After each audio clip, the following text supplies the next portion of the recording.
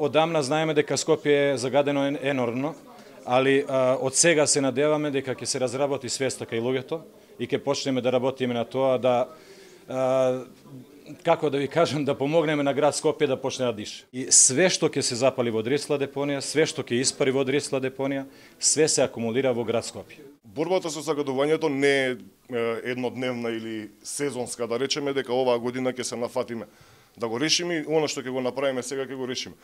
Прво, градот Скопје постојано работи пред се преку подигање на јавната свест. Конкретно јавната свест да се подигне одлично решение, меѓутоа за жал никако не се спроведува и нема никакви резултати. Потребно е на градот конкретни мерки кои граѓаните ќе видат конкретни резултати. Токму тоа е намената на оваа апликација, да ги покаже вистинските индикатори и точните локации каде се одстапува, односно каде највише се појавува загадувањето на воздухот.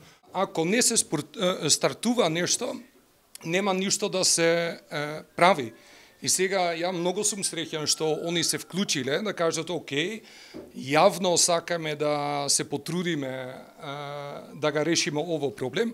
Ово проблем наредни 10, можда 20 години ќе ни треба да го средиме. Не може преко ноќ, пошто има многу места кај има мало и поголемо загадување и треба свест да се дига, пошто ово одговорност